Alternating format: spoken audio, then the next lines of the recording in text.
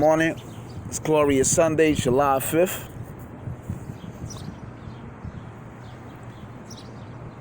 I want to shout out to NFAC for yesterday pulling up the Stone Mountain in Atlanta, Georgia. Like 2,000 deep. I don't know the correct numbers, but they was deep. Everybody heavily armed, black men, black women. Everybody all blacked up. And they came out because, people said the Ku Klux Klan was, going to march, or they was going to start killing black people or whatever. So they pulled up like, what's up? Like, we deep, we heavily armed, what's up?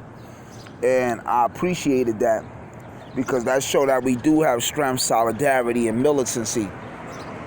Shout out to the Huey P. Newton Gun Club, and every other black gun club, black movement that's out there. And when I mean black, I mean those of slave descendants, those of African American descendants, or those who fight for the power and the independence of black people in America.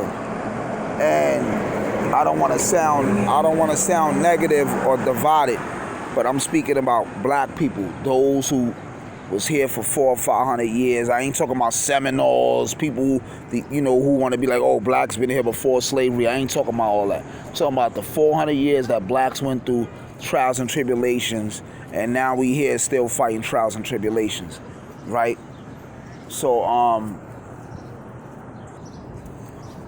when I posted the footage up on my Instagram page, somebody was like, yeah, we need the Mexican brothers to join the movement, and we need these people to join the movement, and these people. And I'm like, nah, we don't need nobody to join the movement, right? Because not dealing with disunity or nothing, but what it is this. I learned from watching everything that happened during the 60s and the civil rights movement, right?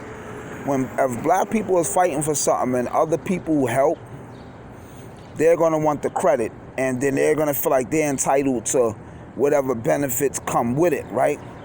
And I'm not saying be stingy or be separated, but what I'm saying is this.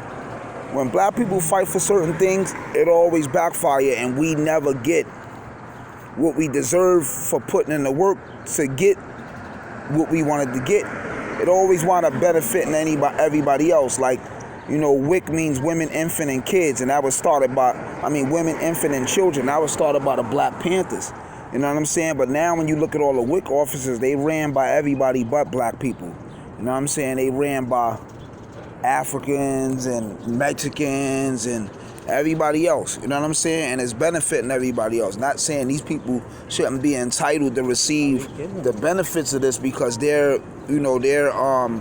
misfortunate and they're financially unstable, and they need this. So I'm not saying they don't deserve it, but everybody strives to capitalize off of black people's fight, the African Americans fight and struggle.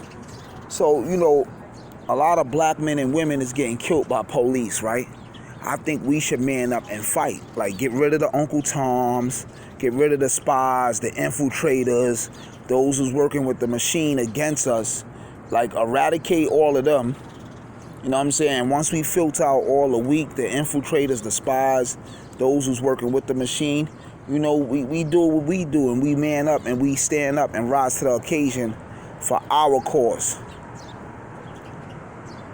If other people choose to help, that's on them. And unity is prevalent and unity is needed. But I'm just saying, when black people fight for something that's happening to black people, nobody else should be trying to capitalize off it and be like, oh, we helped y'all. If it wasn't for us, y'all wouldn't have been able to do it. Y'all wouldn't have been able to win, or y'all wouldn't have been able to get this. That's why I don't want no help. Like, I feel we don't need no help. Not to be disunified, because we know these people have black genetics in them, and they're sub-black cultures. We know that they are sub-black cultures. And I don't mean sub as in beneath us, but what I mean is they branches of the tree. We the tree, they the branches. You know what I'm saying? So, that's what that is. But, we need to focus up and handle our business. Sometimes we can't let everybody ride the wave, because they'll ride the wave and we put in the work, and they'll ride the wave and capitalize off it more than us. That's all I'm saying. And the wave will benefit them more than us, and we'd be the ones that done fought, killed, died, and shedded blood and all type of shit for it. You know, and I learned that's what happened to us in the 60s during the civil rights movement. Nobody in America, whether they Indians, Mexicans, or whatever, nobody in America will never understand really the black plight, the black struggle, because they didn't get hung, lynched, whipped, and they didn't pick cotton for 400 years. And the reason why they didn't, because they wasn't able to, because they wasn't strong enough. And that might sound crazy, because they were like, how we ain't strong enough? We wasn't picking no cotton. No, but what it is the genetics. You know, a lot of black people was able to be in the sun for 16, 15 hours with no food while getting whipped, raped, beat up. And niggas and dudes was still able to work. Like, dudes had impeccable endurance and stamina, you know what I'm saying, despite all the hardships. But nobody will never understand the black plight, because y'all women wasn't getting babies cut out their stomach and stuff like that, right? Now, let me say this real quick, and then I'm going to conclude. A lot of people don't really want to fight anyway that's here, because a lot of people that's here came from third world countries, right?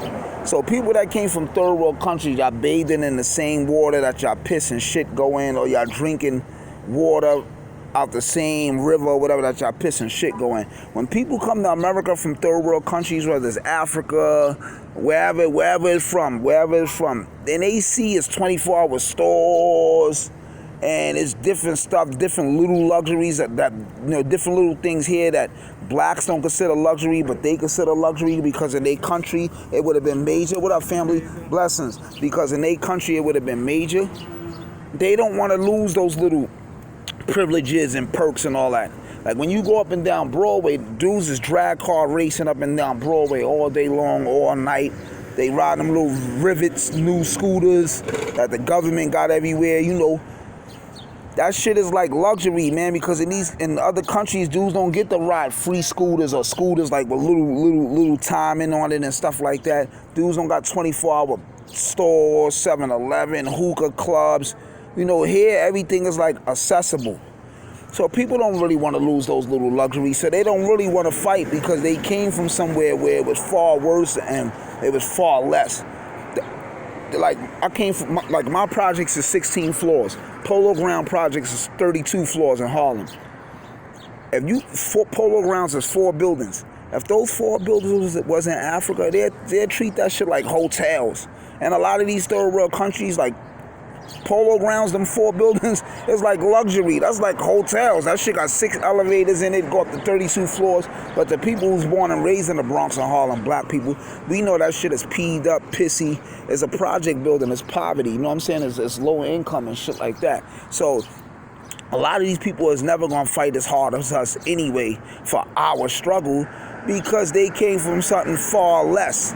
So they like, fuck that. We here, yo. I used to wash up in zebra piss. I used to drink sewer water. You know what I'm saying? In my country now, I'm here, the toilet's flush, I got good shower, whatever, especially if they move it in the projects or Section 8 low income.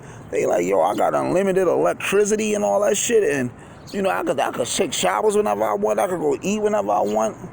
Them niggas don't want to lose that. You know what I'm saying? They don't want to lose none of those little perks, so they never gonna fight as hard as us anyway. So black people need to man up, man. And we need to handle our business, man. And those who do come sincerely, with no hidden agenda and no subliminal racism, and those who do come to help us with pure intention, we embrace them and we welcome them.